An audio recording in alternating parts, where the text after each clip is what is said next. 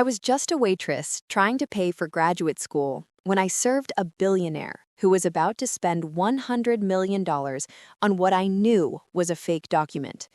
I risked everything to stop him. "It's a forgery," I whispered. "How do you know?"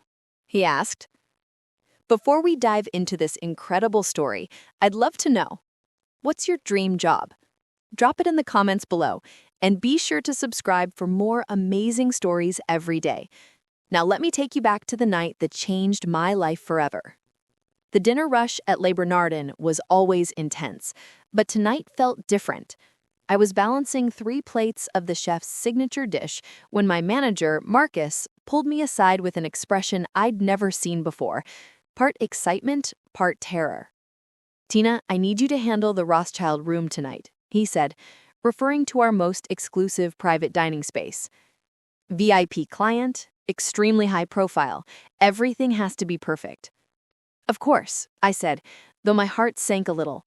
Private dining meant longer hours, and I had a paper on Renaissance art authentication due tomorrow that I hadn't even started. "I mean it, Tina. This client could or make this restaurant. One mistake, one spilled drink, one wrong word, and we're all looking for new jobs." I nodded, straightening my uniform and checking my appearance in the hallway mirror. At 24, I'd been working at Le Bernardin for 2 years, saving every penny to pay for my graduate degree in art history at Columbia. The irony wasn't lost on me. I spent my days studying priceless masterpieces and my nights serving overpriced food to people who could afford to buy those masterpieces.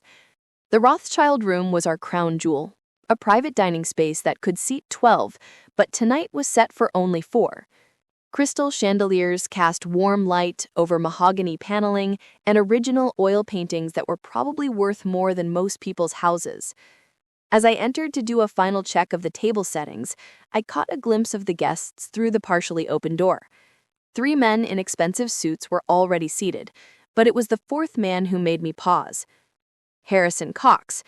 Even someone like me, who lived paycheck to paycheck, recognized one of the world's most successful billionaires.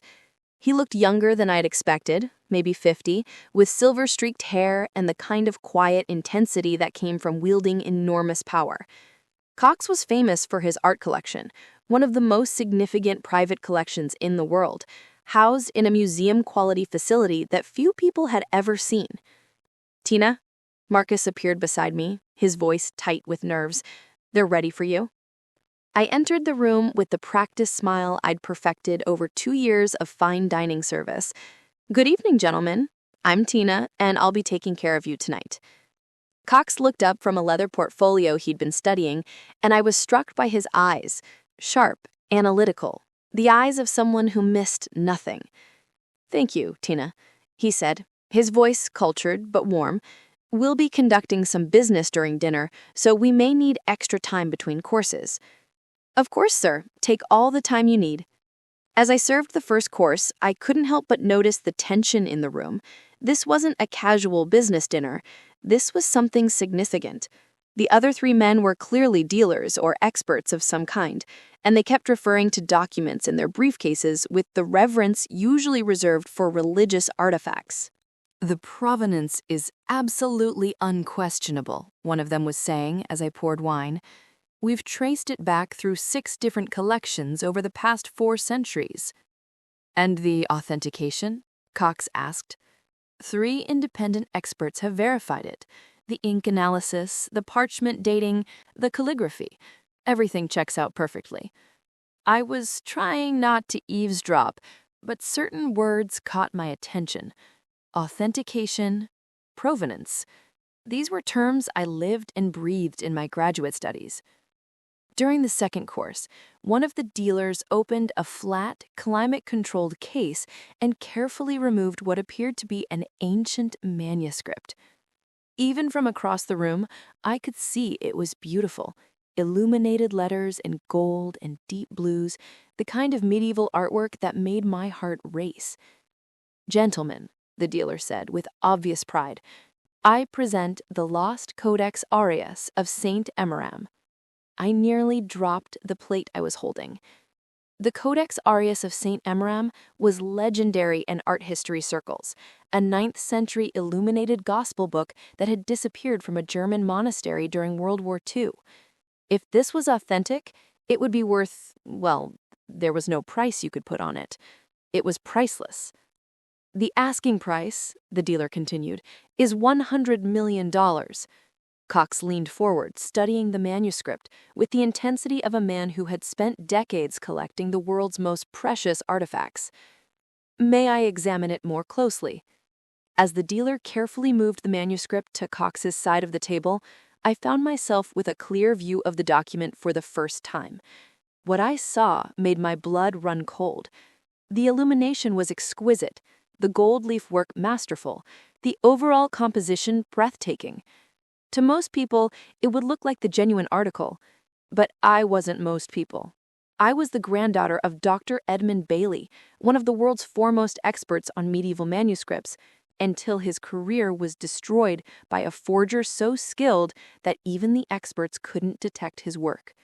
My grandfather had spent the last 10 years of his life obsessed with the man who had ruined him, Viktor Kozlov, a man who had created forgeries so perfect they had fooled museums, collectors, and authentication experts around the world. Grandpa had tried to expose Kozlov, but without concrete proof, his accusations had been dismissed as the ravings of a bitter old man whose own authentication had been proven wrong. But Grandpa had taught me to see what others missed. He'd shown me Kozlov's techniques, his signature methods, the tiny details that marked his work. And as I stared at the manuscript on Cox's table, I saw them all. The gold leaf application was too perfect, too uniform. Medieval scribes had worked with primitive tools, and their gold work always showed slight variations, tiny imperfections that spoke to the human hand behind the art. This was machine perfect. The ink color was wrong too. Kozlov had a tendency to make his blues slightly too vibrant, a result of using modern pigments that hadn't existed in the 9th century.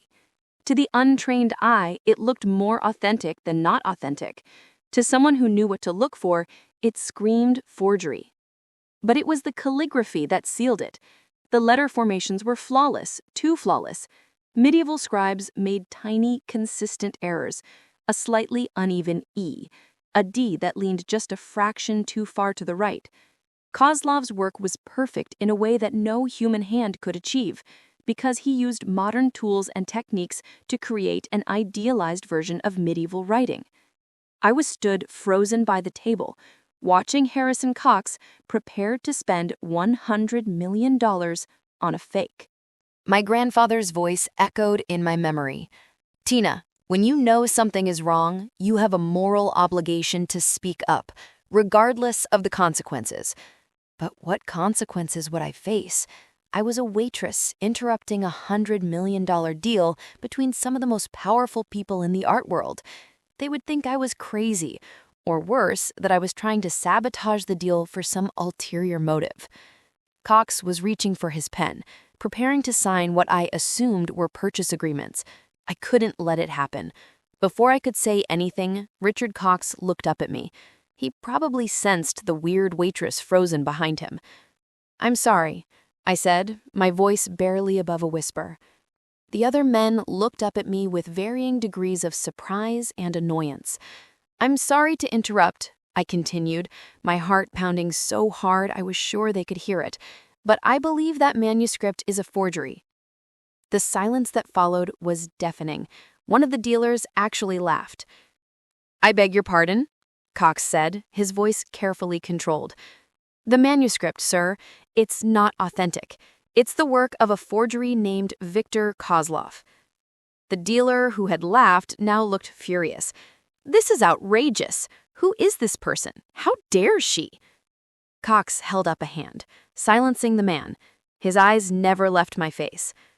"What's your name?" "Tina Bailey, sir."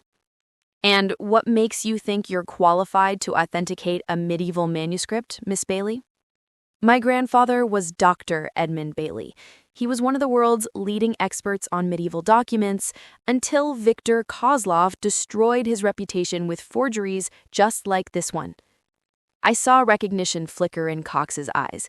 He knew my grandfather's name. Dr. Bailey, he said slowly. I remember reading about his work. He made some serious accusations about forgeries in the art market. Accusations that were dismissed because he couldn't prove them. But he was right, and he caught me to recognize Kozlov's techniques. This is ridiculous, one of the other dealers interjected. We have 3 independent authentications. From experts who don't know what to look for, I said, my confidence growing. May I show you? Cox studied me for a long moment, then nodded. Show me. With trembling hands, I showed the details that confirmed my suspicions. Look at the gold-leaved work, I said, pointing to an illuminated capital letter. It's too uniform. Medieval scribes worked with primitive tools, and their gold application always showed slight variations. This is machine perfect. He leaned closer, studying the area I'd indicated. And here, I continued, pointing to a section of blue text. The pigment is too vibrant. This shade of ultramarine wasn't available to 9th century scribes.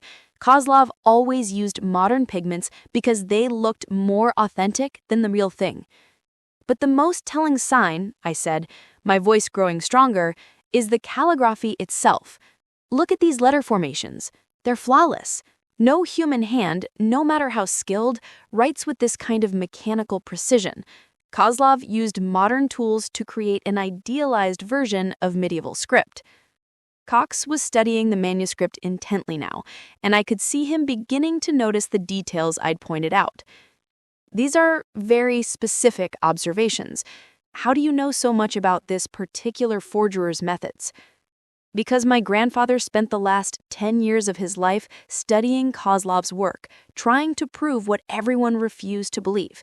He taught me everything he knew about authentication, about the subtle differences between genuine medieval work and Kozlov's forgeries. And you're certain this is Kozlov's work? I'd stake my life on it. The dealers were growing increasingly agitated, but Cox seemed lost in thought. Finally, he looked up at me. Miss Bailey, I'm going to ask you to wait in the hallway while I discuss this with these gentlemen. My heart sank. I'd overstepped, and now I was going to be fired. But at least I'd tried to prevent a massive fraud. I waited in the hallway for what felt like hours, but was probably only 20 minutes. Finally, Cox emerged alone. The dealers have left, he said simply. I've postponed the purchase pending further authentication. I'm sorry if I overstepped, Mr. Cox. I know it wasn't my place. Miss Bailey, if you're right about this, you've just saved me from making a $100 million mistake. If you're wrong, I've lost the opportunity to acquire a priceless artifact. Either way, I need to know for certain. How will you find out? I'm going to have the manuscript examined by experts who specialize in detecting forgeries, but I want you there when they do it. Me? But I'm just a graduate student. You're the granddaughter of Dr. Edmund Bailey, and you've just demonstrated knowledge that 3 supposedly expert authenticators missed. I want your eyes on this examination. 3 days later, I found myself in a state-of-the-art laboratory at the Metropolitan Museum of Art, watching as experts subjected the manuscript to every test imaginable. Spectroscopic analysis of the inks, carbon dating of the parchment, microscopic examination of the calligraphy. Everything I had suggested they look for. Cox stood beside me, watching the process with the same intensity he'd shown at dinner. The preliminary results are troubling, Dr. Cora Parton, the museum's chief conservator, told us after 6 hours of testing. The parchment dates to the correct period, but the inks show traces of modern synthetic compounds. And the calligraphy. She paused, studying high-resolution photographs under a magnifying glass. Miss Bailey, could you show me again what you noticed about the letter formations? I pointed out the mechanical precision I'd observed, the lack of natural human variation that marked authentic medieval script. Extraordinary, Dr. Parton murmured. I've been doing this for 20 years, and I missed these details completely. The forger was incredibly skilled. Victor Kozlov. He's been creating forgeries like this for decades. We'll need to run more tests to be absolutely certain, Dr. Parton said. But based on what we found so far, I believe Miss Bailey is correct. This appears to be a very sophisticated forgery. Cox turned to me, his expression unreadable. It seems I owe you a considerable debt of gratitude. You don't owe me anything, Mr. Cox. I just couldn't stand by and watch you be defrauded. $100 million, Miss Bailey. You saved me from losing $100 million to a con artist. The final authentication results came back a week later, confirming what I'd suspected from the moment I saw the manuscript.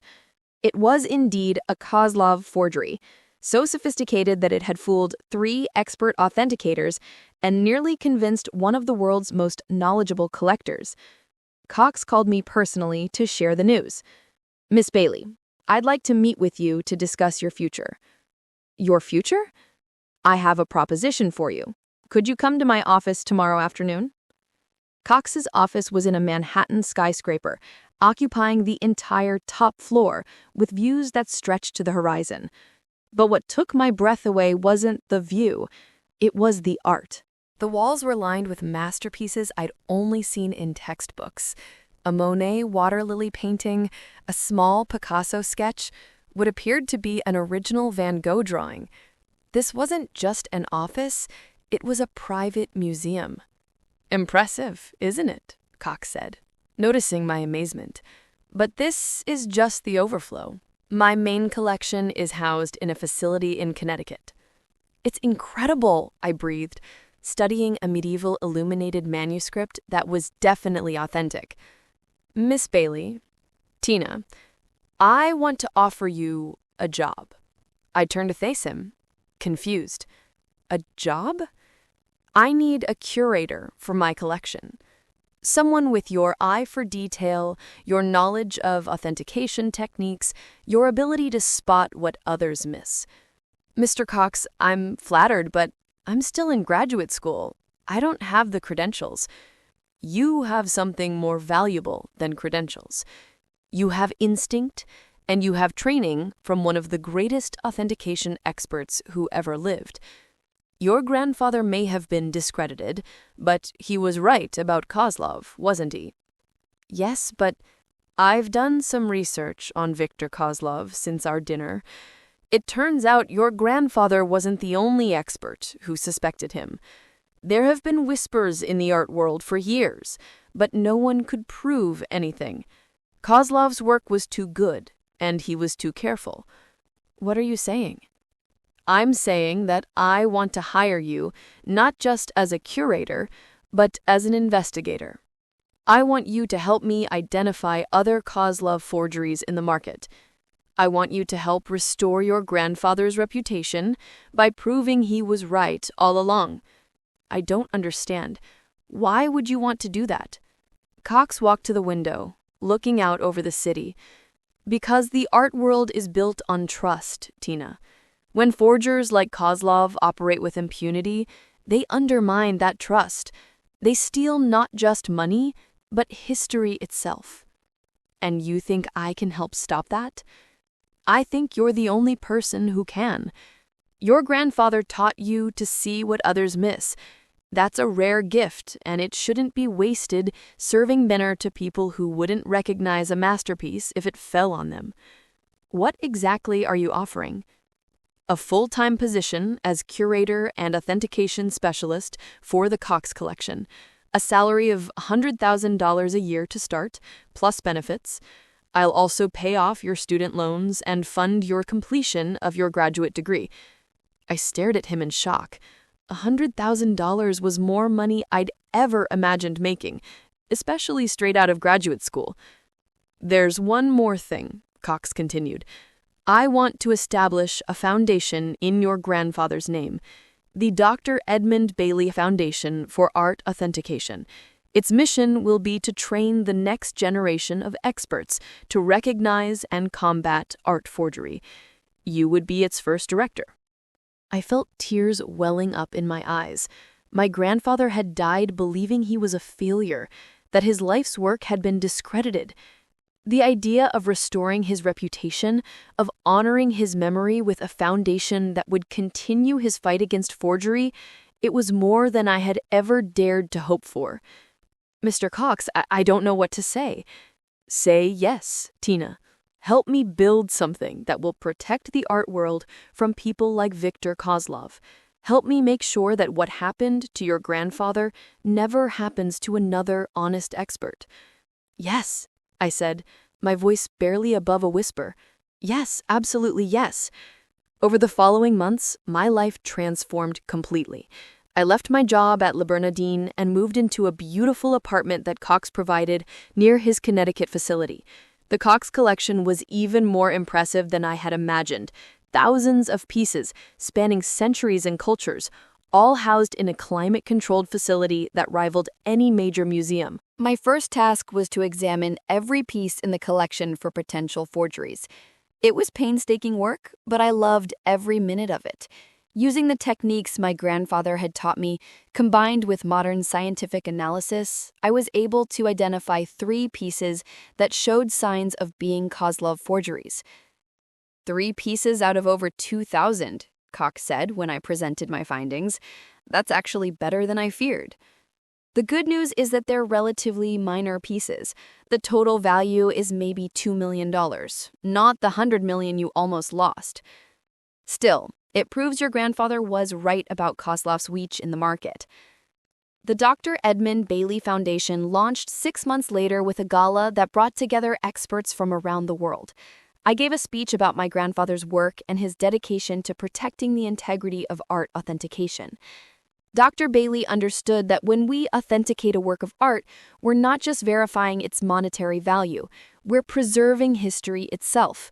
Every genuine artifact tells us something about the people who created it, the time they lived in, the culture they were part of. When forgers create fake pieces, they're not just stealing money, they're stealing our connection to the past. After the gala, an elderly man approached me. He was well-dressed but moved with the careful steps of someone dealing with age and illness. "Miss Bailey," he said in a heavily accented voice, "I wanted to speak with you about your grandfather." "Of course. Did you know him?" The man smiled sadly. "In a way. My name is Viktor Kozlov." I felt the blood drain from my face. "I know what you're thinking," he continued quickly, "but I'm not here to cause trouble. I'm here to apologize." "Apologize?" "I'm dying, Miss Bailey. I have perhaps 6 months left, and I wanted to make amends for the damage I caused." I stared at him, unsure how to respond. This frail, elderly man was the monster who had haunted my grandfather's final years? "Your grandfather was right about everything," Kozlov continued. "I did create forgeries, dozens of them, and when he tried to expose me, I used my connections in the art world to discredit him instead." "Why are you telling me this?" "Because I want to help you finish what he started. I have records, Miss Bailey, documentation of every forgery I ever created, every piece I placed in the market, every expert I bribed or misled. I want to give it all to you." "Why would you do that?" Kozlov's eyes filled with tears. "Because I was a young man who thought I was cleverer than everyone else. I told myself I was creating art, that my forgeries were so beautiful they deserved to exist. But I was wrong. I was stealing history, just as you said in your speech tonight." "And my grandfather?" "Was the only expert honest enough and skilled enough to see through my work. I destroyed his reputation because I was afraid of being exposed. It's the greatest regret of my life." 2 weeks later, Kozlov delivered on his promise. He provided me with detailed records of 47 forgeries he had created over a 30-year career, including their current locations and the names of the collectors who owned them. "This is incredible," Cox said as we reviewed the documents. "Some of these pieces are in major museums, and some are in private collections that will never admit they were fooled. But at least now we know the truth." "What do you want to do with this information?" "I want to contact every owner, every museum, every collector. I want to give them the chance to have their pieces properly authenticated. And I want to make sure the world knows that my grandfather was right all along. The revelation of Kozlov's confession made international headlines. Museums around the world quietly removed pieces from display for reauthentication. Private collectors discovered that works they had treasured for years were sophisticated fakes. The art world was shaken, but it was also grateful for the truth. Most importantly, my grandfather's reputation was fully restored. Art history textbooks were updated to acknowledge his pioneering work in forgery detection. The techniques he had developed became standard practice in authentication labs around the world. A year after Kozlov's confession, I was invited to speak at the International Conference on Art Authentication. As I stood at the podium, looking out at an audience of the world's leading experts, I thought about the journey that had brought me here. My grandfather used to tell me that the truth has a way of surfacing no matter how deeply it's buried, I said. He spent his final years believing he had failed, that his life's work had been discredited. But he was wrong. The truth did surface, and his work is now recognized as groundbreaking. But this story isn't just about vindication. It's about the responsibility we all share to protect the integrity of art and history. When we authenticate a work, we're not just doing a job, we're serving as guardians of human culture. After my speech, a young graduate student approached me. She reminded me of myself just 2 years earlier, passionate about art history, but struggling to see how she could make a living in the field. "Miss Bailey," she said, "I'm working on my thesis about Renaissance forgeries. I was wondering if the Bailey Foundation offers internships." "We do," I said, smiling, "and we would love to work with someone with your passion for the truth." As I watched her face light up with excitement, I realized that this was perhaps the greatest gift Kozlov had given me. Not just a career, but the opportunity to continue my grandfather's work, to train the next generation of experts who would protect art and history from those who would exploit them. The waitress who had once served overpriced meals for wealthy collectors was now one of the most respected authentication experts in the world. But more importantly, I had helped restore my grandfather's legacy and created a foundation that would continue his fight for truth in the art world. Sometimes the most important moments in our lives come when we have the courage to speak up, even when we have everything to lose. That night at Le Bernardin, I risked my job to prevent a fraud. In return, I gained a career, a purpose, and the chance to honor the memory of the man who taught me that truth is always worth fighting for. An absolutely incredible story about courage, family legacy, and the power of speaking truth to power. What's your dream job? Share it in the comments below. If this story of hidden expertise, family vindication, and the courage to challenge authority moved you, please hit that like button and subscribe for more amazing stories about finding your calling and honoring those who came before us. Don't forget to click the notification bell so you never miss an upload. Thanks for watching, and we'll see you in the next one.